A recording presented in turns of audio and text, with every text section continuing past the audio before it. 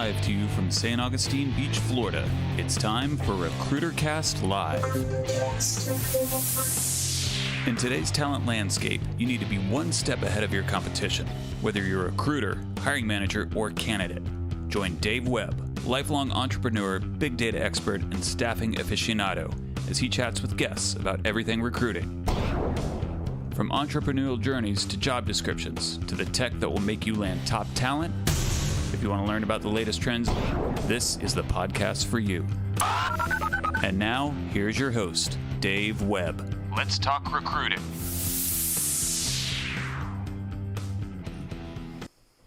Hey everybody, it's RecruiterCast Live, episode number 60. Welcome, and thank you for joining us today. I'm your host, Dave Webb, and I'm joined by my co-host, camera 2, John Perton. What's up, buddy? Happy birthday, Dave. Dude, you didn't have to do that. I didn't have to do it, but I did it anyway. I can't believe you guys are still falling for that fake birthday I put on the company calendar. You haven't noticed that I have 3 a year, but thank you for the presents and everything I thought you were else. going to be off today. I thought it was like standard fare on your birthday. You just take the day off, go to the beach, you go surfing, eat some tacos. You do it every year. At some age, I think it's like 18. You have to go to work on your birthday. Yeah. It's a bitter disappointment when that happens. It's like, oh, this is adulthood now. Yeah, I actually don't mind. Yeah, I'm kind of the same way. As you know, my birthday is coming up next week on tax day. Yep. And not tax day. Not this year. But nothing will happen. Nothing will change. It's going to be the exact same day as I have every other. We asked for PTO and I just denied it. Which I thought was a boss move, by the way. Like no comment, literally no nothing. Like just denied. Susie Orman style. Took a picture of it, sent it to my kids, said, sorry, no zoo day. Yeah, we'll eat cake when I get home. Exactly. He'll eat cake at 5:30. Happy to be here. Happy to see you, my man. This is a very exciting episode. I'm really, really kind of chomping at the bit to get into this. Okay, well, settle down, Grandpa. I'm trying. And I mean that literally. Yes. And figuratively. But it'll never get old. No, why would it?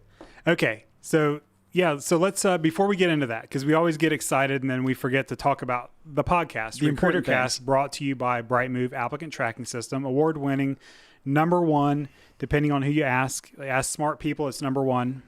It's up there. It's literally, it's a bright move to switch from whatever you're at to Brightmove. So we would like to thank Brightmove for sponsoring the podcast, paying the electric bill, the streaming bill, buying all the equipment, all that fun stuff, and basically losing money every week so that you and I can talk about the recruiting industry and try to spread some knowledge to people who want to know more about this industry that we're in or the industry that they are in, and they're, trying to better themselves. So, speaking of which, I almost forgot to do my Twitch duty.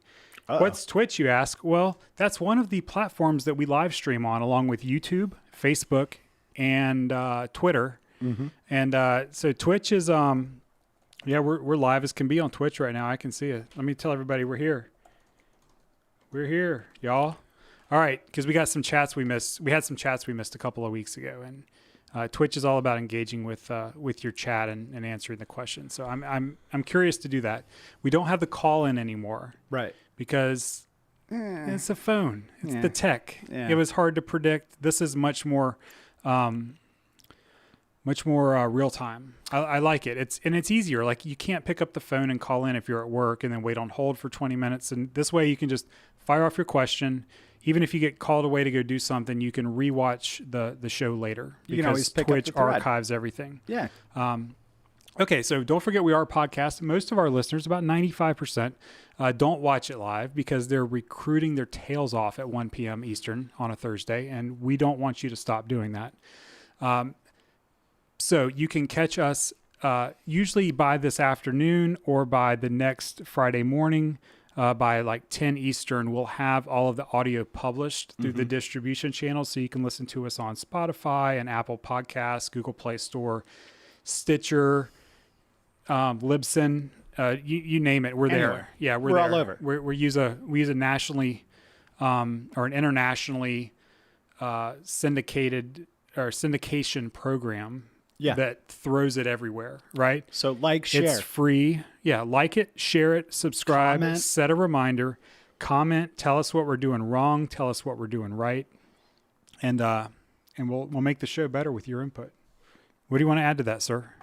I would just like to say any comments about skincare would be greatly appreciated. I feel like the red level has come down. I feel like you've nailed that. I don't look like I'm having a stroke anymore.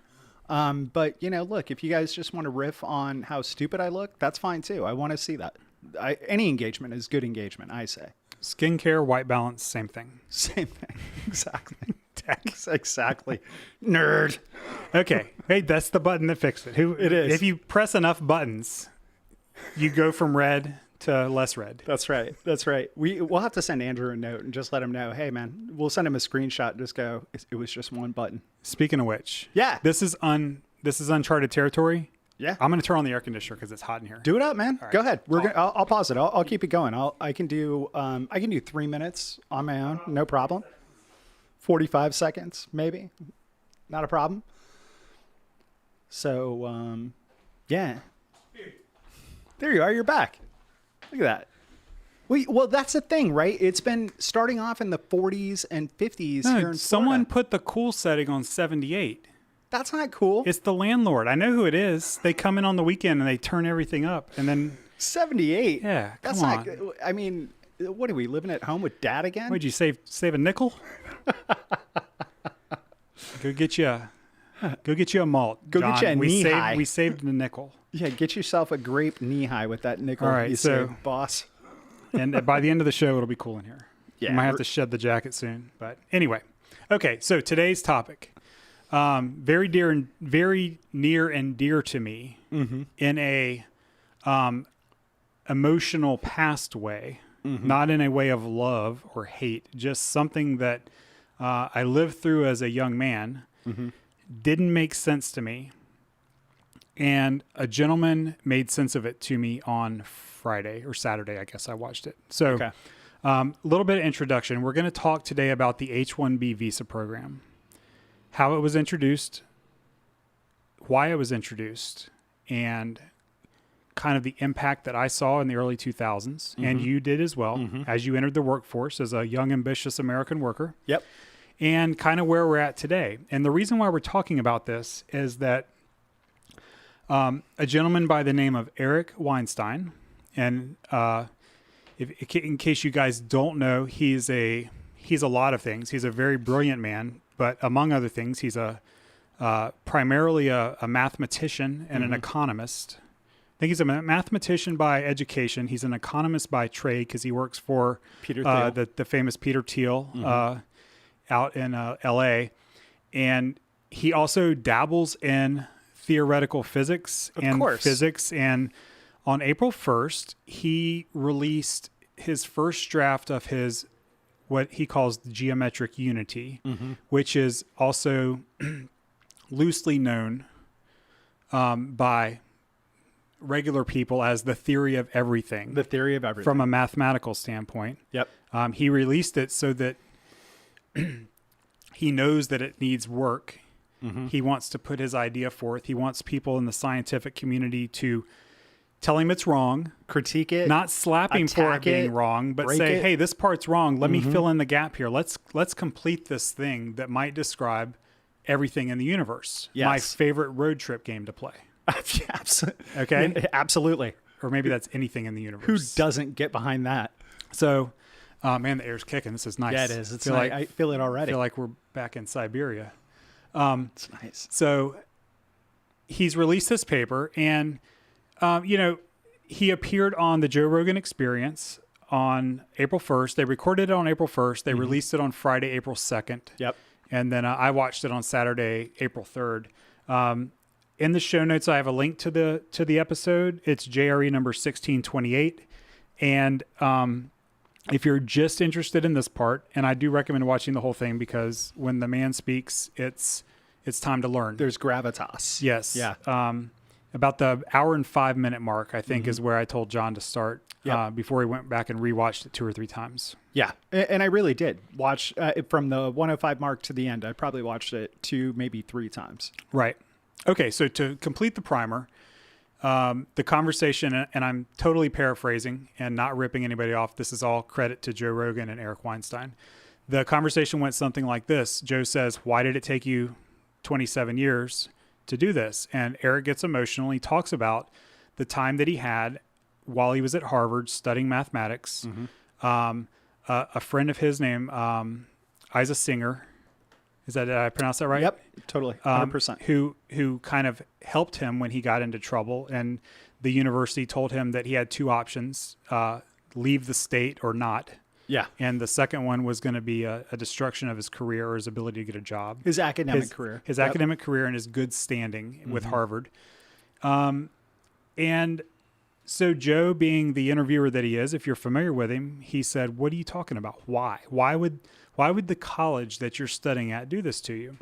And this is where the part that intersects with the recruiting community that I've known and been a part of for the last 30 years. This is where this kind of intersects. And it goes something like this. Eric looks at a paper written by some economists, including supply curves and demand curves and mathematics, and being the person that he is, wanting to understand things and analyze them, he does. And what he understands is that the paper was used to start the H1-B program. Actually, I believe it was the original program was signed in the 50s by Truman. The original Immigration Act was in the 50s by Truman. Okay. And this was an update. This was an update. So this is like 1988. 1988 is when they started the study. And what this paper led to was the modification to the Immigration Act by George Herbert Walker Bush in 1990. 1990 Immigration Reform Act. Which introduced the H1-A and H1-B classifications as we know them today. And so let's hit on that for a second. So, well, just 1 second. Go ahead. Let me finish kind of like the intro to why we're even talking about this. Okay. So I believe Eric finds this after the fact, like the thing's already been signed. It's like 1992 or something, somewhere right around there. And he goes to his mentor, who is the head of the National Academy of Sciences and the National Science Foundation, and says to Mr. Singer, "Hey, I don't know if you're aware of this, but there's a gross error here. Someone subtracted the demand curve from the equation in order to get the numbers that they needed to get the bill passed." And I believe they did this because they're trying to import a cheap labor force into the academic community for the purposes of research. And what he said this meant is that countries like Russia and China were able to benefit from the technological advances of the freedom of democracy in America, and then export our knowledge back to their countries where they could implement it under a totalitarianism regime. Or authoritarianism or whatever the non-democratic society was at the time, and thereby yielding the best of both worlds for these countries. Correct. And this mishap was for profit. It was for the educational facilities to be able to do their research as cheaply as possible, do more research, get more grants, right? You got to follow the money. Yep. And then he also found that, I believe he said a gentleman from IBM or a lobbyist from IBM was another person on the bill. And then I was like, hold on, rewind a little bit. And then I'm going to really pay attention to this, because he started talking about the tech sector. Okay. So I just gave you 30 something years of history in 5 minutes. And so this is why it came up. And this is the point where I came into work the next day and told John, we need to research this. We're doing a show about it. Yeah. So H1s, right? So first of all, what the hell is an H1 visa? So basically what it is you go to the government as a company or a corporation, and you post a job and you say, I can't get an American citizen to fill this role. I can't find an American citizen that is qualified to do this work. I have to open it up to an H1 immigrant visa holder. I have to get a technical or a scientific skill set, a specialized skill set that I can't find in the American workforce to do this job, or it's just going to sit open. Right. So once that gets approved, then you can start what's called the sponsorship process. And typically it's around, I think the highest end I saw was right around $7,000 to sponsor an H1 visa.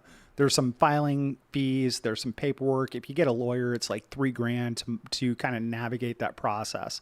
But essentially what it comes down to is if you are applying for an H-1 visa to the United States, an employer sponsors it, which means they hold your visa. So as long as you're employed with them, you can stay in the country. Mm-hmm. If you're not employed with them, you have to go back to your home country. Okay. Right? So, and these visas last for anywhere between 5, 10, 3 years. You have to keep applying. Well, no, the initial initial one is 3, Yep. and you can get an extension for another 3. Okay. Right. Right. And then it's supposed to be maxed out at 6. However, some It get depends. extended longer than that. Absolutely. It was really interesting to me because the amount of work that you have to do to prove that you tried to fill it with an American citizen is very, very limited. It's minuscule, really. John, if I could use the word from the I would love that. law, Let's hear it. What the employers do is they attest that they tried. attest. Yes. And I'm trying to find the exact quote because I can't. Let me look at my other paper while you continue your so, story. and I didn't know this was a real thing. Like, I didn't know anything about this, right? I really didn't. Like, I didn't understand H-1 visas. I didn't understand immigration. It was just part of life once we entered the workforce. Yeah. When I got into staffing and recruiting, the first time this ever popped up, I had a direct placement opportunity in Jacksonville, Florida. Mm-hmm. And it was for a .NET developer role. And we found this young man. His name was Govind. Okay. And I'm still friends with Govind to this day. Like, I talked to him. He's been to my house. We watch UFC fights. He's my boy. He's a great guy. Okay. But he was this young man, maybe 24, 25 years old, brilliant .NET developer. I mean, this guy was definitely like on the path to greatness. And he wanted $40,000 a year to go to work for anyone, right? And you said why? Exactly. I was Okay. like, this is a gift, right? So we got him in front of the client. Client loved him. He showed up. He presented his documentation. He did his research. He did a code sample. I mean, this guy was an animal. They hire him about 2 weeks after they've started him and they're going through the onboarding process. The HR manager contacts me and she says, "Hey, man, we've got a real problem. Your buddy Govind here requires sponsorship." Okay. And I went, "What is what's that? Exactly. Yeah. What is that? What are you talking about?" So the recruiter, when he came in and filled out his paperwork, missed that he checked the "I require sponsorship" box. Okay. So that's when I had to kind of jump in and learn this stuff on the fly. Long story short, I ended up discounting the fee, the placement fee, to offset that cost to sponsor this kid. He ended up staying with the company. I actually ended up placing him again 2 more times. Okay. Over the course of the career. But, you know, this is a guy who's been in the country for over a decade now, and he recently got citizenship through marriage, right? But he's been on an H-1 visa the entire time I've known him, up until maybe 2.5 years ago. So 20 years? Pretty close to it. Yeah. Okay. Pretty close to it. And, you know, and talking to him and learning about this, it was really, my first thought was, this is indentured servitude. You literally, like, you can get sent home if your employer gets upset with your performance, or if you ask for a raise, or, you have no leverage in the workforce. So being exposed to that, I had to learn it. And then as my career progressed and I started working for enterprise institutions, financial institutions, learning supply chain staffing, it became more and more common, more and more prevalent, and it became a part of the game that you had to navigate if you're going to do enterprise staffing, right? Yeah. So, to learn what we learned over the last week listening to this podcast, I don't want to say like I feel like we've been defrauded, but kind of. Yeah. Kind of I do. Kind of I feel that way. Well, let's just go ahead and move that. Yeah. Put that anywhere you want. That's fine. Well, your mic boom is blocking my mic boom. Oh, dear. And, well, everybody knows. Oh, shit. Okay. Oh, dear. Okay. So that's a good segue into what I have here. And Okay. I'm gonna sprinkle some salt and pepper on what you just said. Well, and I'm it's gonna kick hit it you up directly. Well, yeah, of course it has. Yeah. Because I was competing with Govind, Mm-hmm. and how can you? And metaphorically. Yeah. No, Okay. I gotcha. So this is from the American Immigration Council, and this is a fact sheet on the H-1B visa program. Okay. Spoiler, there's a bunch of not facts in here. And so I was reading this and I highlighted some stuff. So, I'm going to tell you what some of it says, and I'll tell you what I think about some of it, whether it's part of reality or not. Mm-hmm. So when I say USCIS, that's the U.S. Citizenship and Immigration Services. Mm-hmm. And they control H-1B visas. And this says that research shows that H-1B workers complement U.S. workers, fill employment gaps in many STEM occupations, and expand job opportunities for all. Now, for all is always a red flag for me. Yeah. Because that's just not true. So let me skip over here to the top of page 2. It says the H-1B is a temporary non-immigrant visa category, right? You're not trying to live here. You're just coming over to do us a favor and take a job. Just doing a project, doing a job. It's a visa category that allows employers to petition for highly educated foreign professionals to work in specialty occupations, quotes, specialty occupations that require at least a bachelor's degree or the equivalent. Remind me to come back to equivalent in just 1 second, please, sir. Yes. And it says, typically the initial duration of an H-1B is 3 years, which can be extended for a maximum of 6. Unless you're Govan, then you get it for almost 20. And I wrote or longer. Now, before they file the petition, there's 2 things. You talked about one, and when I tell you the second one, you're going to be like, no, there's no way that's real. But this is a fact sheet, John. Yes. Okay, number 1, employers must first attest on a labor condition application certified by the Department of Labor. Not the answers aren't certified, but the actual form is. Yes. That employment of the H-1B worker will not adversely affect the wages or working conditions of similarly employed U.S. workers. Okay? I'm sorry. I'm not laughing at you, man. I know you're not. Okay. Okay. So for those of you who just stopped the car, and pulled over or turned off your music and like, what did he just say? They must attest that the H-1B worker will not adversely affect the wages and working conditions of similarly employed U.S. workers. Now, I'm telling you anecdotally from personal experience that both my wages, my profitability as a staffing company owner back in the early 2000s, and my working conditions were all affected by H-1Bs. Absolutely. Now, let's assume for a second that I'm not that important. I understand. Because I'm not. Yeah, you're a bug. Maybe I was the only one. Probably. Okay. Probably. Statistic outlier. Yeah. Forget about me. Number 2, this is my favorite one and was new to me until this morning. Employers must also provide existing workers with notice of their intention to hire an H-1B worker.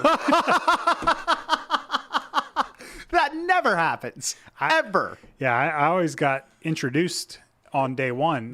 Never the intention to hire. So if I want to apply, and right, this makes sense in the spirit of the law. Sure. Yeah. Like, hey, John, I need 3 more salespeople. You guys are hard to come by. You require a master's degree or a bachelor's degree. You're highly specialized. I'm going to hire 3 H-1Bs. And it's to give you the opportunity to say, okay, but we know some guys, right? Okay. Yeah. So the incredible. Yeah. So, and then this is, let me see. Wow. Yeah. So many opponents of the H-1B visa seek to pit native-born workers against their foreign-born colleagues. In reality, workers do not necessarily compete against each other for a fixed number of jobs. And I made a note on here because this really impacted me between like 2000 and 2008, right? Yeah. 2000, I'm swimming upstream trying to get people placed. Right. Right? Yeah. I have US citizen Java developers, and I'm getting undercut by 30 to 50% for H-1B visa Indian developers. Yes. And so there's this figure here. Oh. There's graphs. I got a good camera, so it's kind of hard to focus. But this spike right here is 2000 through 2004. And what do you got? 155K? 195,000. Where the laws for 65,000 plus 20,000 additional for graduate like master's degree and higher. Right.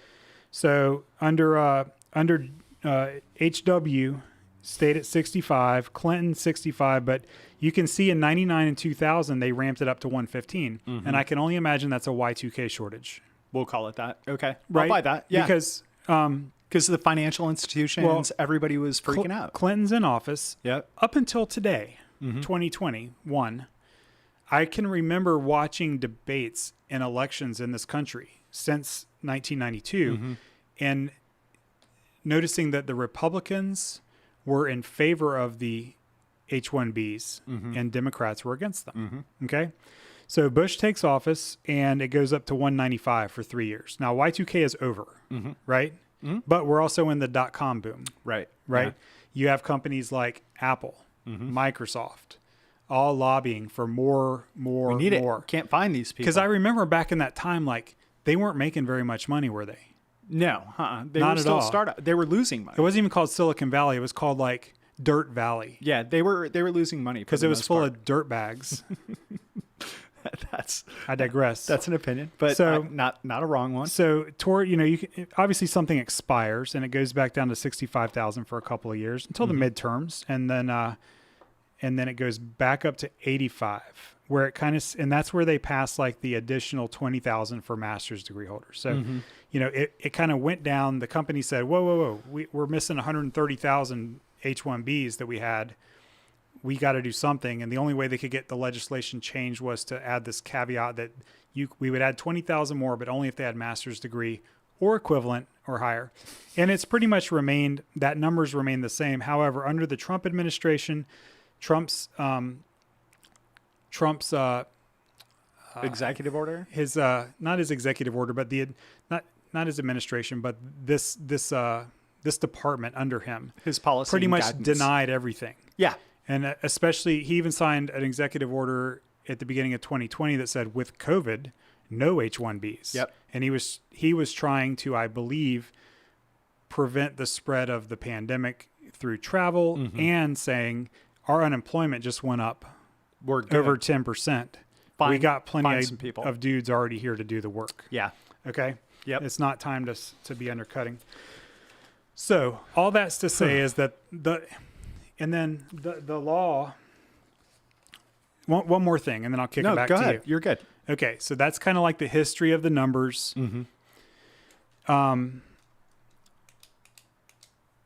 So this is from another article. This one is by Investopedia. And both of these were written in 2020. So these are recent articles. Yep. Okay. And this one says, in 2019, the government said it received 201,000 petitions in April when the filing period began. This was despite a fee hike of $4,000 for certain petitioners a few years earlier. Okay. Yep. Either this demand for H-1B visas is a sign of a desperate shortage of eligible workers in the U.S., or alarm bells should be going off since companies could be abusing the system. Okay? Next paragraph. There are provisions in place to make sure employers are paying their workers the prevailing wage and do not replace American workers. That sounds great. It sure does. And by the way, this article, I don't have any problems with the facts in this article matching up with any of my personal experience. I can appreciate Okay. that. Yep. However, a giant loophole makes companies paying $60,000 and above per employee or hiring employees with master's degrees exempt from this rule. So think about that. The tech jobs, $60,000 was starting out. That's Right? a help desk guy Yeah. back in the day, a good one. So an author of the 1990 Act that created the H-1B program, Bruce Morrison, told The Atlantic it was, quote, a dastardly deed, end quote. This is the author of the bill. Yep. And he blamed lobbyists for the caveat. The caveat is greatly relevant since more than half of the approved petitions in 2014 had master's degrees or higher, making it perfectly legal for them to be paid less than an American worker they were replacing. So there you go. It slides in to help research in universities to create jobs, and it creates jobs for non-U.S. citizens. And the whole basis of it, was we don't have enough people in science, technology, engineering, and mathematics domestically. Right. We have to bring these workers in. And we have university systems that are full. Yep. that are, I mean, it's harder than ever to get into college. And I'm talking pre-COVID. I know it's easy now because people are waiting Nobody's to go back going to in. school. Yeah. But you know what it is? Like, I'm going to read from this article, but this is exactly what Eric called it. He said, so this is the quote from the Investopedia article. It says, Trump has called the temporary non-immigration H1-B visa program, which allows foreigners with advanced degrees to be employed here, quote, a cheap labor program, which is exactly 100%. how Eric said, this is what this looks like. Maybe we should not do this. Yeah. Critics of the program say companies are replacing Americans with people hired from abroad, mainly young Indians with computer skills willing to do monotonous work for less pay than their American counterparts. Sure. So Yeah. I'm going to take a breath and kick this back over to you because that was a lot. But was. in a way, I was relieved to hear this because I thought for a long time there was just certain ways the world worked that didn't make sense to me, and they didn't make sense to me because I just was not capable of understanding them. Sure. It's discouraging to know why it was this way, and that there were, still are, and will Possibly be in the always future American kids graduating from colleges with crazy student loans, way more than there were 20 years ago, and they're going to be competing against a labor force that drives down or takes away all of their bargaining power. And no wonder people are a little salty about H1Bs. So I think it's one of those nebulous things that most people don't really understand, right? So when you talk about immigration and labor laws and all of those things, like, there's an assumption that there are just certain jobs that Americans either won't do or are not qualified to do, right? What is most frustrating to me about this is that the entire program is predicated on a falsehood, ultimately. Okay. Right? So the study that was commissioned, it was called the Baskin Commission, is what it was. And what Weinstein says is that they didn't include the demand curves, which basically say that if the market needs a skill set, it needs a particular type of worker, that eventually the demand will even itself out and the market will correct itself and you'll pay what is owed, right? You'll pay what the value is, which means that's going to encourage young people to gravitate to those fields, right? So maybe there's a 4 to 6 year lag. Possibly. Right? But if you remove that, which is, it's an economic theory that is, from what I understand and what I read about, it's basically a standard. Anytime you're applying modeling, you have to include this into it, and they just didn't do it. So let me ask you a question. On your graph there, in 2012, Yep. how many visas were issued? 2012 was basically the plateau that it had been since 2006, and it was 85,000. 85,000. The 65,000 standard plus the 20,000 additional for graduate degree holders. Okay. So let me tell you who the top H1 holders were in the year. Companies that we were directly competing with at Bank of America. Bank of America formed what they called the GDC, the Global Development Center, right? And basically, if they couldn't fill the labor inexpensively first, then it got kicked over to the U.S. companies. Yep. Right? Yep. Staff contract. Yes. And then tier 2 was these big U.S. staffing companies who also had H1B sponsorships. And then tier 3 was local staffing companies who know the market, who know the contractors, who have people that will roll over to full-time positions and really build the foundation of your company. Yes. So, the fact that those three are the big holders, and when they started denying the visas and they scaled them back, that's when you started to see the offshoring of projects, right? 100%. I mean, I know guys who, as part of their job, had to travel to India to meet their new development team. Yeah. They didn't have a choice of whether they were going to use or not. Right. And let me just talk a minute about the quality of the labor. Yeah. Because I touched upon bachelor's degree or equivalent. I remember interviewing And by the way, there is a huge debt on staffing companies filtering through these resumes when trying to find qualified people, right? Yeah. And what I learned by employing several Indian men and women was that their bachelor's degree was the equivalent of high school in the United States. Okay, high school in India is 10 years. Bachelor's degree is another 2. Master's degree is another 2. Okay. So a master's degree in India is an AA in the U.S. Yeah. A bachelor's degree is a high school diploma. Now, they do it a little bit different. After high school, like after 10th grade, they go to university, which is a more specialized, higher education focused thing. Yeah. So it is different. Yeah. But I think it's arguable whether or not it's equivalent. I understand. Yeah. And I agree with you on that. And that's why you get a 20-year-old with a bachelor's degree. Or a master's in some cases. Yeah. Yeah. Like my friend Govan. Yeah. Right. So here's one of the things I read. There's a lot of conflation where they're giving H1-B the credit for the market driving rates up, right? How? Well, they're saying market industries with H1-B saw better rate increases than other industries, and right? And that's bullcrap. Like, take H1-B out of it, and you probably would have seen a higher rate drive. Oh yeah, 100%. Right? Yeah. Okay, so although the presence of research universities accounts for H1-B demand in some of these geographical locations, private industry accounts for the intensity of demand in other areas. So this is non-research. Yep. Okay.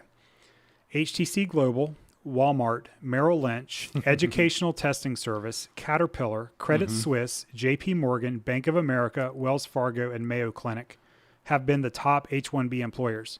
Yep. Now, John, I don't know how many I just named. 1, 2, 3, 4, 5, 6, 7, 8, 9, 10. 1, 2, 3, 4, 5, 6. I underlined 7. They have presence in Jacksonville, Florida. 100%. Yep. Does Credit Suisse? So basically, I got Merrill, ETS, Caterpillar, JP Morgan Chase, Bank of America, and Wells Fargo and Mayo. All of them have presence here in J. So the market we were brought up in, me as a contractor and then a staffer, and then you as a staffer. Yep. Most of the large accounts in our market were taking part in this program. 100%. And you can't compete with For that. some reason, I felt like I was swimming upstream. So did I, right? For the longest time. And look, we used to, when I was at S&I Technology, I didn't even bother calling Citibank. I didn't bother calling Bank of America. It wasn't because we didn't have the financials or the ability to break into those accounts. I couldn't compete with the established firms in there, right? So I when we were prepping for this, I realized that I actually signed a contract with Cognizant. Okay. I used to do staffing for Cognizant. Okay. I happen to have some recs in Okay. front of me. All right, you ready? Yeah. All right. Should we take a break first? Yeah, take a break. Let's do that, and then let's look at this. We're rec. at the 40-minute mark. Let's take a real quick. Yeah. Good one. Make sure to check out RecruiterCast on social media: Facebook, Instagram, LinkedIn, and Twitter at RecruiterCast. RecruiterCast. At RecruiterCast. At RecruiterCast. RecruiterCast is brought to you by Brightmove, named the top talent management technology provider in HRO today. Learn more at brightmove.com.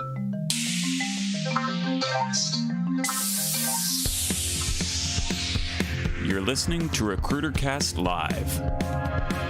Make sure to check out all of the RecruiterCast episodes. Join the conversation today. Download and subscribe for free on iTunes, Spotify, Stitcher, Google Play, and all major podcast platforms. It's time to get back to RecruiterCast Live. Call in now. And we're back. Okay. You're doing staffing for Cognizant. Yep. And you have an old rec in front of you. I do. And you've scrubbed it of all identifying information. Absolutely. Except for the important parts. Absolutely. All right. Hit me. So I'm going to give you this. All right. So this is my bill rate. My Okay. bill rate. Okay. Which means out of my bill rate, I got to pay the contractor. Okay. Yeah. That's how much They're going to pay you for the resource. That's correct. Okay. My bill rate is $60 an hour. Okay. Now, if I get a placement with this firm, I'm going to pay an immediate $5 off the top. Well, now, for a convenience fee? It's an administrative fee, is what it is, but it's $5 off the top. So an hour to write you a check. Absolutely. For your services. So I'm at $55. Seems fair. $55 an hour. All right. Here are the must-have skills: Java, Spring NVC, which I believe stands for Model View Control. I could be wrong. Controller. Very good. I was close. You got a 95 on that one. Thank you. Spring Boot, REST API, Spring Cloud, Man. microservices, OBM, SQL Server, Oracle. All right, now you ready? So this is 2016 wages based on 2016. what you just listed. That's correct. 7 years of professional Java enterprise design and development experience. 4.5 years of Spring Framework. 4.5 years of Cloud Foundry. 3 years of iterative development experience. 2 years test-driven development experience. 3 years API management and microservices experience. The silver lining is they don't have to know Agile. They don't have to use Agile. Now, this position is in Dearborn, Michigan. Okay? Okay. Now, for those of us in Florida, where is that? Is that Detroit area? it is. Okay. It is. So some of the companies that are headquartered in Dearborn, Michigan, Ford Motor Company, Ford Healthcare System, and Comcast has a big regional hub up there. Now, I'm going to ask you, just between you and me, Yep. do you think you could find somebody with 7 years Java, 4 years, all the other stuff that I threw you So let's just for $110K a year? well, it's not 110 because you got to make some money off of it. So You it's would think about so. it's about 85. Okay. I know for a fact that right out of college, Java developer, no experience, Mm-hmm. willing to learn, Bank of America today or pre-COVID, Yep. 85K plus benefits, 2 weeks of vacation. So you can't compete with that job, No chance. especially if you have 7 years of experience. No chance. There's no way. So the rate is dictating that I have to use an H1 But visa now, holder. 110 for 7 years of experience with those, yeah, that's fair. Okay. But you don't get to make any money. Absolutely, I don't. Right. But hey, I get the win of filling a job for Cognizant. And I mean, and I can go on and on. I mean, I've got .NET Core with AWS, $55 an hour, right? And I'm not going to get into the requirements on this job, but I'll tell you, it's an architect level job. Sure. Right? So if you're dictating those rates, and if you're a subcontractor like Cognizant is, right? And you've got 9,000 of these H1 consultants out on billing, Yep. and we'll just say you're making $5 an hour off each one, which is a very, very generous estimate. You're making $1.2 million a year just for holding the contracts and passing them through the system. Right. I mean, it is the biggest money grab I've ever seen in my life. Excuse me. So, what's interesting about that is that if you pay them $30 an hour, they're making 60, 60K a year. Mm-hmm. They've just broken over that threshold where they do not have to compete with American wages. Yep. So, I mean, it's clear.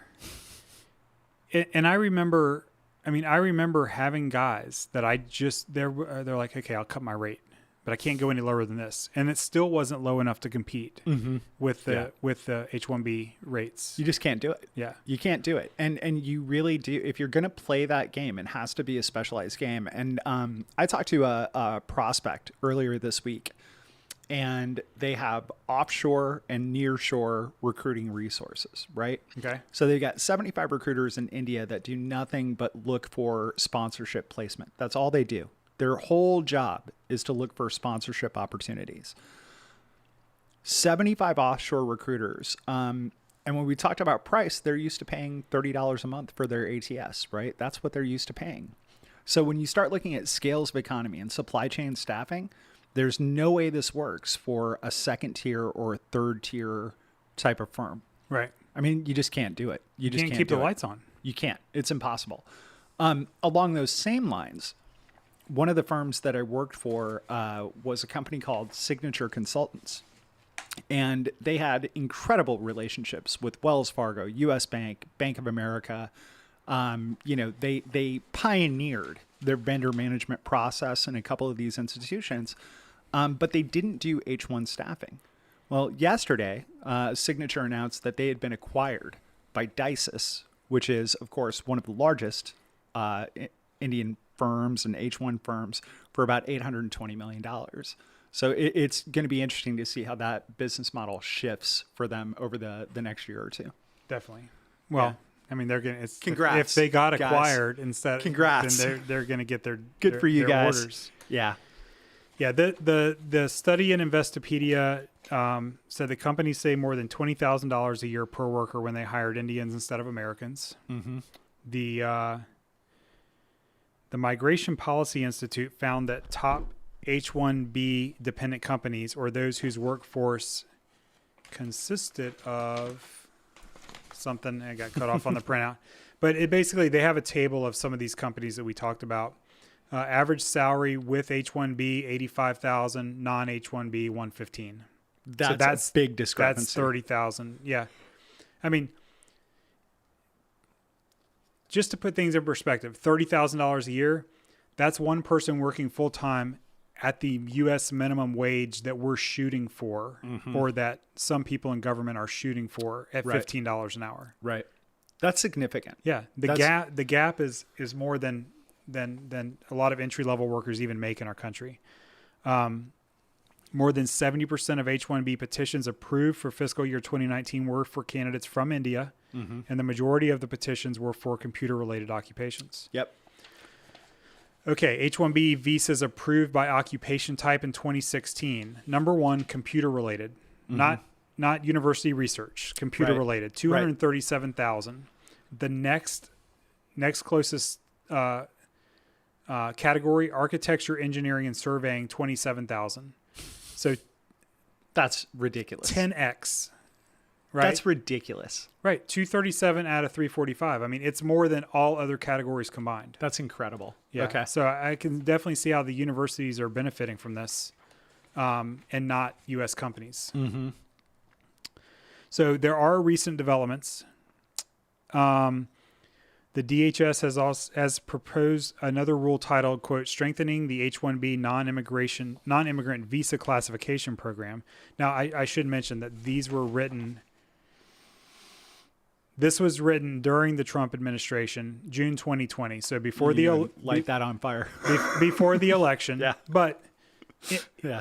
These things were happening. And I only mention that because I don't know what the current state of them is, because this is clearly a political argument 100% being fought in federal court that's affected by lobbyists in Washington, D.C. So if enforced, it will mean that the definition of specialty occupation, a key factor on which visa decisions hinge, is revised. The rule also includes a proposal to increase oversight so the employers pay appropriate wages to visa holders. So at least in the last year or two, someone looked at this and said, this doesn't look right. I don't think this is good for American workers. Yeah. And maybe it was because of the unemployment rate that we had hit by June of 2020, I would guess. So they're trying to kick it from 60,000 to 100 or 110,000.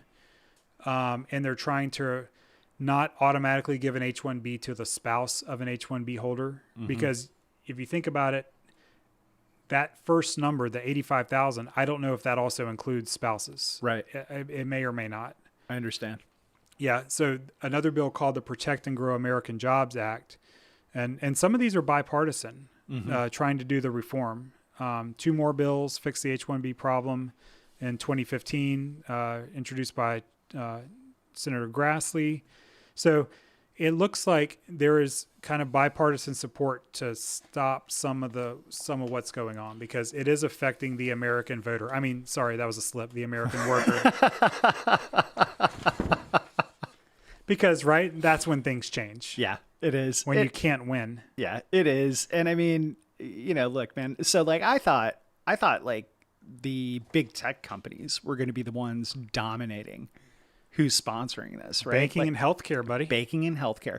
But if you think about it, that's such a financially shrewd move, right? It's exactly what banking and healthcare would do. I mean, they're all about cutting costs and maximizing profit, right? So like at Signature, we used to sponsor a Bank of America cricket team. That's real, man. Up in Charlotte, like we did that, right? And I think that's awesome. Like some of my best friends are people who've come over from India. Cricketers? And cricketers. They're grinding, you know, they're making their living, they're doing their thing, and they're awesome people. But at the end of the day, I gotta believe that in Dearborn, Michigan, home of Ford Motor Company and M&M, there's got to be a full stack developer that's worth $100K there that they can fill that job with. Yeah. Oh my gosh. There is. Absolutely there is. And, you know, look, like the staffing companies, I feel bad for them because they have to play this game. Yeah. If you want to be on the list at Bank of America, you're going to have to get a broker. You're going to have to learn this immigration law stuff. You're going to have to learn how to sponsor, how to incorporate those VMS fees into your business model, right? So what does that mean? Does that mean that you hire college kids at $15 an hour to source the H1 folks at 65, 70? I don't know. Maybe that's the model. But, you know, when you go to the uscis.gov website, it will show you who sponsored what.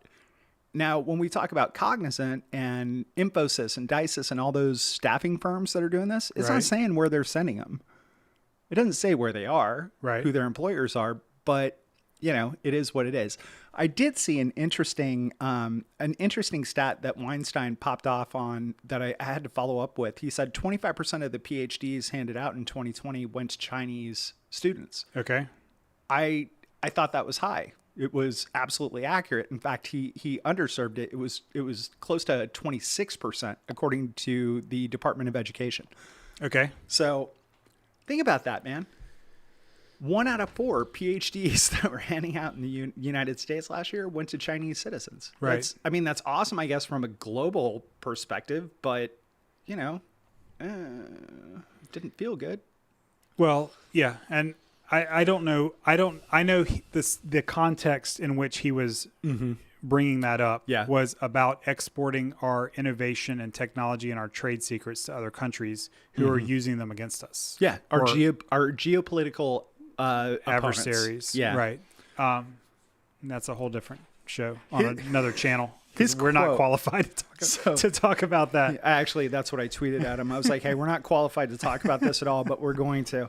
But his quote the other day, I think, was the great one. And it was at 161.36 on the podcast. And he said, the National Science Foundation and the National Academy of Science teamed up against American science to ensure employers wouldn't have to pay people. Yep. That's a quote. That's literally what we're talking about today. Yeah. People should be rioting in the streets. I didn't mean that. I was kidding too much. I don't mean to. Don't riot. You can say that depending on which side of the aisle you're on, but we're not going to talk about that because I'm not really sure, and Let's I don't care. Let's not do that. So I'm gonna as we close out, we got a couple minutes left. Okay. This one article that did appear to have facts in it. Says that, you know, kind of the bottom line is that it's extremely unlikely the H1B visa program will ever be scrapped completely. And I say to you, ma'am, Miss Deborah D'Souza, don't lose hope. Anything can be scrapped if we put our mind to it. Using first principles thinking, we can absolutely say, why are we here? Yeah, let's not do that anymore. And let's do that with a lot of stuff, not just the H1B program. It's not necessary. Mm-mm. It's not necessary for us to survive as a country. It's not necessary for our businesses to thrive. It's necessary for some companies to make more money than they would otherwise make, but they would still make a lot. And if the expense is an unemployment rate higher than 0 for American workers, then it's too much of an expense. Yeah. And you know, I got a kick out of one of these articles. I'm sorry, I need to go back to the fact sheet of no facts. Yeah. So unemployment rates in the United States. So they show that the unemployment rate for H1B industries is two points below the national unemployment rate, but it still follows the same slope, right? 100%. Yeah. However, it's still 2.5 to 4.5%. And I say to you, that's 2.5 to 4.5% of the country that's looking for a job that could be working in these industries, and they can't because they're getting outbid. Right. So, okay, I got off topic. No, there. it's okay. But like, Okay, so they said it's also worth noting what Indian IT firms operating here bring.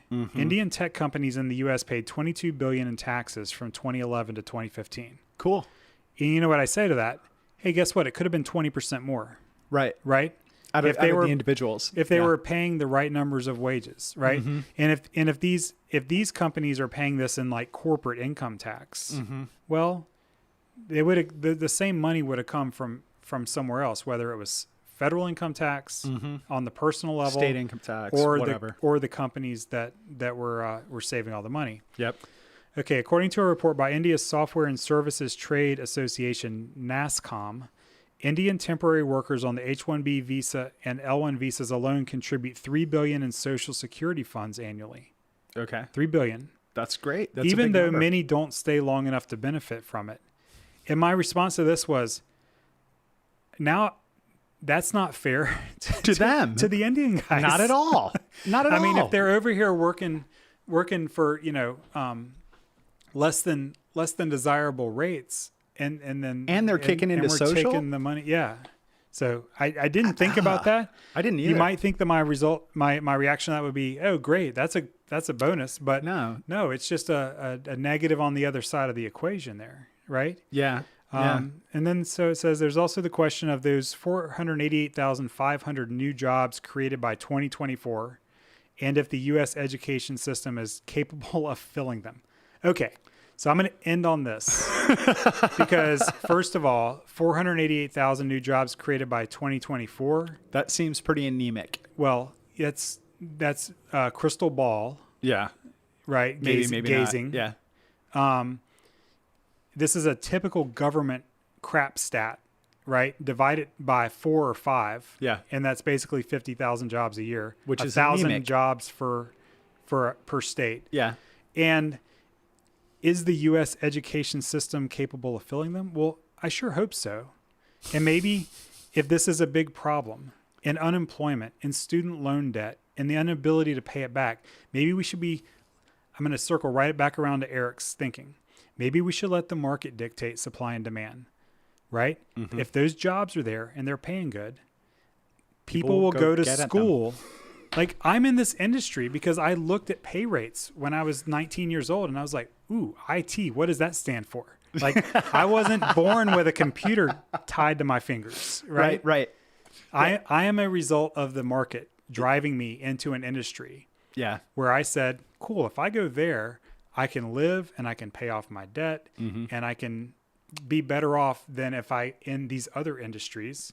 Let me go see if I know how to do that. Let me apply myself. Right. Let me work hard. God, that sounds like personal responsibility and accountability. I don't know, man. That just seems like an alien concept to me, but okay. All right. Well, you get the last word and sign us off. No, I'm just gonna say, man, like this is one of those things in the recruiting industry that you have to deal with. You have to be cognizant of it. No pun intended. But you really do. Like you have to understand the ins and outs of this. And if you're in the staffing and recruiting world, pay attention, dig into this, and get involved because it doesn't have to be this way. Like the Indian people, the Chinese people, the folks who are here on those visas, they are indentured servants to whoever holds that paper. They have no leverage. They have no negotiation. They have no say in where they're going on their next assignment. It's a horrible existence for them, right? The other side of it is, put pressure on the corporations that take advantage of this, right? I mean, I look, anybody wants to contact me, I'll tell you who the clients were that I was working on, and they're well-known retail establishments. So, pay attention to this stuff, get involved, do your homework.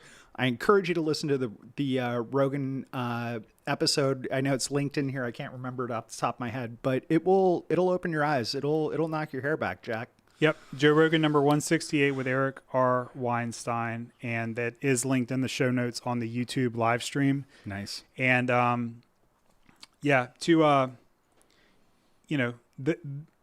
the companies that the staffing industry is providing people to, they can't do it all without you. So, however you need to band together and work to get this program scrapped, right? I mean, we have new information that we didn't have a week ago. That's correct. That's when attitudes change, is when new information is introduced. So my attitude is even more changed than it's ever been. Yeah. I'm going to leave it at that. Things make sense to me. Thank you, Mr. Weinstein, for your research and for saying those names out loud and kind of exposing this. I know you'll never listen to this and you'll never know who me and JP Diddy are.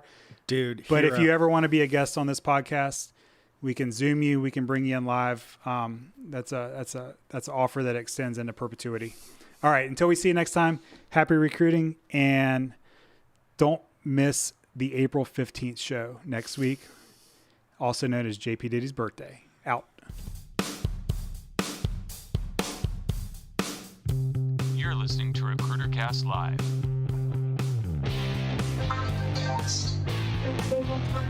Thanks for listening to RecruiterCast Live with your host, Dave Webb. Make sure to follow RecruiterCast on Facebook, LinkedIn, Twitter, and Instagram @RecruiterCast. Check out RecruiterCast on all major podcast platforms. Subscribe now. RecruiterCast is brought to you by Brightmove, named the top talent management technology provider in HRO today. Learn more at brightmove.com. Let's talk recruiting.